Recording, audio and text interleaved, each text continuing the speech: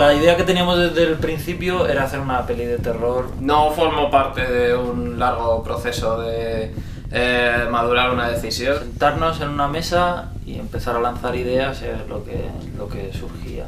Sino todo lo contrario, nos lanzamos a la piscina Tones y yo. Y entonces surgió así un poco sobre la marcha. Por alguna razón pues salió Que escribiéramos un guión y lo dirigiéramos nosotros. Suicida e irreflexivo, no... Nosotros la experiencia que tenemos era casi en su totalidad como guionista. Los dos estábamos en la misma página y sabíamos desde el principio lo que queríamos, el tipo de película que queríamos hacer. La verdad es que del que nos gusta a Noel y a mí, que es un cine de terror muy anclado en los 70. Era un concepto que yo creo que los dos entendíamos instintivamente desde antes de que se transformase en guión, y el tono que tenía que tener y todo. Pero al ser una cosa pequeña y manejable, enseguida vimos claro que eso era lo que queríamos hacer. Decidimos que podíamos intentarlo.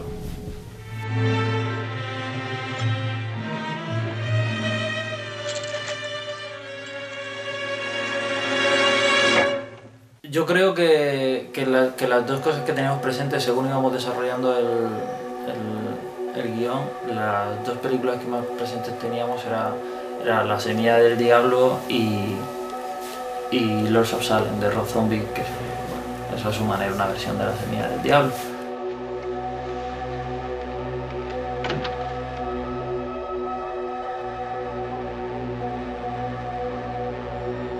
Por supuesto, sin pretender ni remotamente ni imitarlas ni alcanzar mínimamente lo que consiguen ellos, porque que juegan en otra liga obviamente, pero sí que es verdad que las teníamos presentes como inspiración.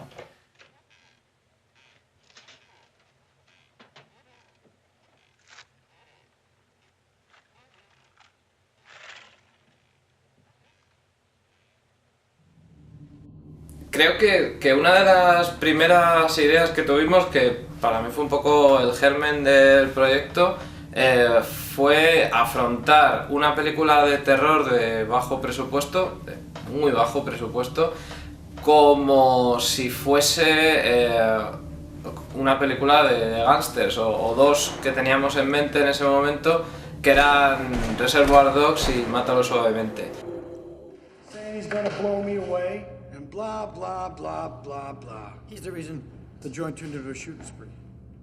En el caso de Mátalo Suavemente, pues en vez de contarte las altas esferas de una organización de crimen organizado, te contaba un poco la vida de los peones de base, que se comportan como funcionarios y lo único que hacen es recibir órdenes de arriba, de unas altas esferas que nunca vemos. Entonces esa idea como de explorar la base de la pirámide en vez de la cúspide nos atraía a aplicarlo al cine de terror y concretamente a las sectas.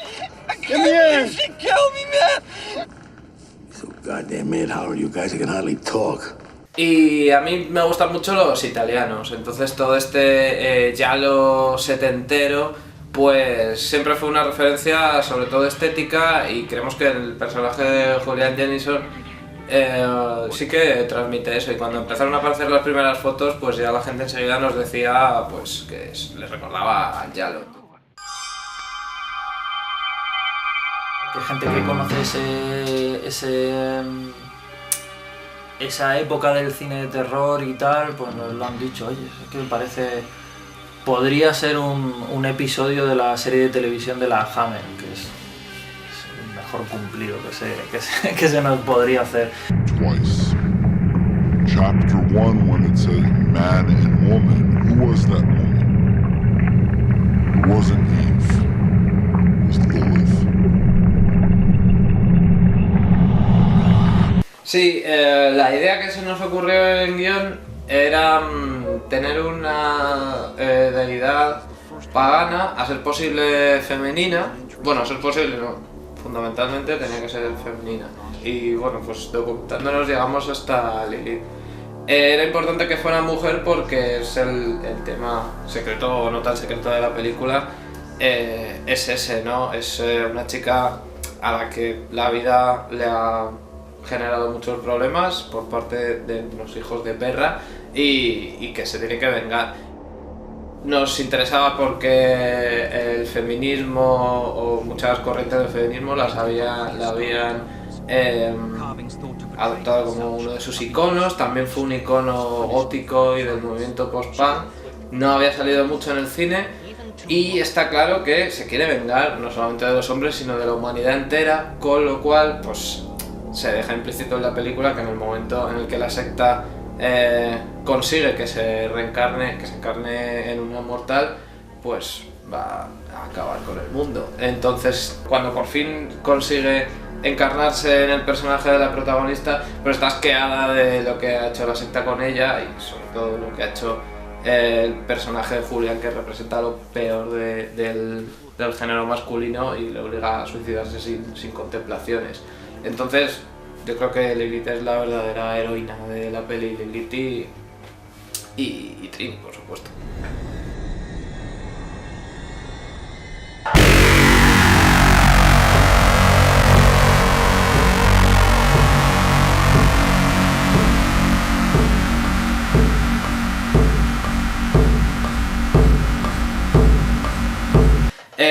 Lo que más miedo nos daba era trabajar con actores, porque eso es algo que sí que nunca habíamos hecho y no teníamos experiencia previa y no sabíamos cómo iban a reaccionar. Por suerte hicimos muchos ensayos previos y desde el principio todos ellos pues fue una cosa sobrenatural. Todos entendían el tipo de película que estaban haciendo, estaban a tope con ella, comprendieron sus papeles, aportaron muchísimo a sus papeles, tanto como en términos de matices, como de subtexto, como ideas de vestuario. Al final es cierto todo el tema de que los actores, pues, si funciona, pues aportan cosas que tú no tenías pensadas, pero que enriquecen los personajes, pues todo eso es cierto. Yo la verdad es que, particularmente, creo que a Noel también le pasa, somos muy tiquismiquis con los actores. El único personaje que escribimos ya con un actor en la cabeza fue el de Julián, porque antes de empezar a escribir ya se acercó a nosotros y nos dijo que si teníamos algún hueco para él, y precisamente ya habíamos pensado en un sectario que fuera más joven que la líder de la secta natural, que debía ser el personaje de Paloma, pero que por alguna razón estuviera por encima de ellos, ¿no? Además, cada uno de los actores tenía un estilo de interpretación distinto y creemos que eso favorecía bastante al tema. Había veces en que chocaban en ese sentido, en que no iban en la misma línea, pero eso nos gustaba. Por ejemplo, el personaje de Paloma, ella es una actriz de teatro y entonces todo lo que hacía lo hacía como muy teatral. Pero luego ves la película y ves que es el personaje que más que precisamente tiene un pasado y unas motivaciones que más favorecen que esté realmente haciendo teatro de cara a la protagonista. Yo estoy contentísimo con el trabajo de todos y cada uno, especialmente de Trini, porque fue el más exigente. Tuvo que caminar descalza por vías, tuvo que empaparse en sangre, tuvo que pasar muchísimo frío y estuvo allí siempre a pie de cañón. Luego Álvaro y Patricia también se entendieron muy bien y tenían estilos también de interpretar bastante similares y le dieron un toque como de matrimoniada a sus peleas y tal, y nos pareció que también humanizaba mucho a los personajes. A lo mejor eran un poco monigotes sobre el papel, pero luego ellos los humanizaron mucho.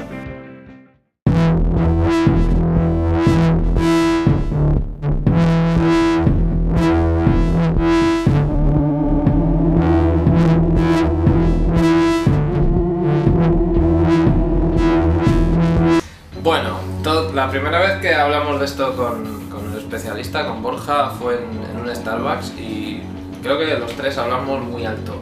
Y era por la mañana y había gente tomándose su café y Borja nos decía, yo puedo cortar cuellos, yo puedo rebanar pescuezos, yo hago hasta si queréis, mira, tengo aquí un bebé que explota. Y los efectos especiales, desde el principio queríamos que los hubiera, que fueran efectos reales de maquillaje.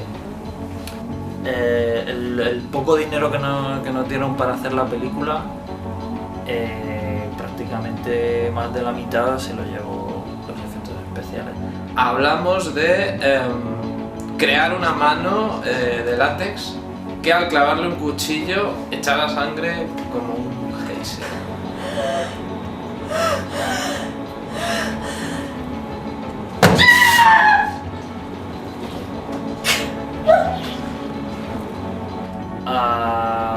Un par de cuellos que se abrían.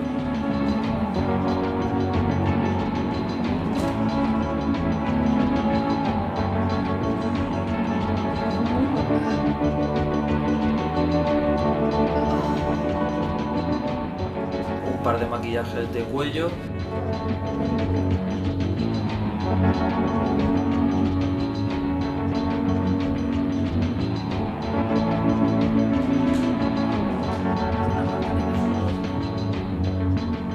Después muere el personaje de Julián, ahí creamos un maniquí con su cuello y parte de su cara en el que se podía hundir un cuchillo y también salía sangre.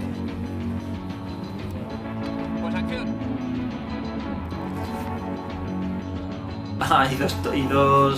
Y dos tobillos falsos, que bueno, le pedimos a Borja, al encargado de los efectos especiales, un tobillo para que hicieran un corte, pero hizo dos tobillos y rajamos los tobillos.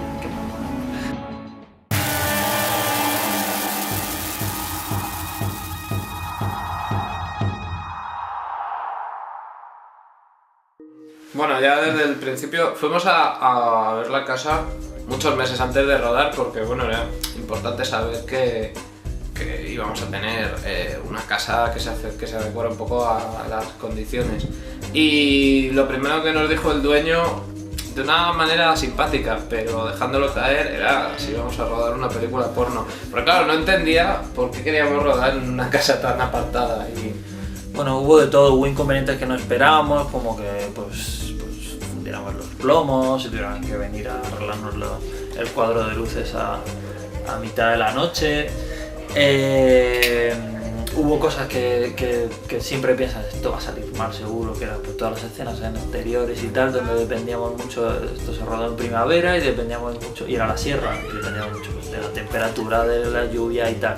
Y aunque se pasó algo mal por el frío, porque la protagonista iba en camisón, porque bueno, en fin, por la sangre y todo, o sea, se pasó frío, se pasó regular, pero podía haber sido mucho peor, podía haber estado lloviendo o incluso nevando. Nosotros en principio sí que teníamos un guión más cerrado, abierto sobre todo en diálogos a la improvisación, pero estructuralmente era muy cerrado. De repente en rodaje nos dimos cuenta que no, que si la gente improvisa en Little Secret Film es por algo, y es porque el formato te obliga un poco. Y allí en exteriores, una mañana muy fría, pues tuvimos que tomar decisiones improvisadas sobre la marcha. Y bueno, yo creo que al final fue para mejor y que le han dado agilidad a la película. Ha habido, gracias a eso, se dio un cambio estructural que yo creo que mejora lo que había y le da una dimensión extra que no estaba en el guión, pero fue pues eso, de tomar decisiones sobre la marcha y liarnos la manta a la cabeza. Pero hubo una secuencia en la que prácticamente no habíamos ensayado todos juntos, o sea, habíamos ensayado por separado con cada uno de ellos. Y lo hicieron y salió perfectamente a la primera. Y bueno, ahí pensé, vale, o sea, podemos conseguir esto, porque bueno, ellos que eran realmente los que tenían que llevar una parte preparada, pues se habían cumplido y salió bien. Luego, sin embargo, pues hubo otras partes que esperábamos rodar en un número de horas determinado y que por distintos problemas pues se fueron prolongando y tal, y hubo más momentos de echarse las manos a la cabeza que de joder, esto va de puta madre. pero al final salió todo lo que estaba previsto. El resto de imprevistos que fueron llegando, que fueron duros, pero ya después de estar a punto de cancelar el rodaje porque nos habíamos quedado sin luz, pues quedaron pequeños en comparación. Y luego, una vez más, tengo que decir que gracias a que teníamos un equipo totalmente a favor de obra, resolutivo, intuitivo también y consciente de las condiciones en las que lo teníamos que hacer y que todo tenía que salir, si puede ser a la primera mejor, pues gracias a eso todo se hizo mucho más llevadero y hubo momentos en los que se nos echaba el cielo sobre nuestras cabezas, pero eran pausas momentáneas y enseguida seguíamos arriba.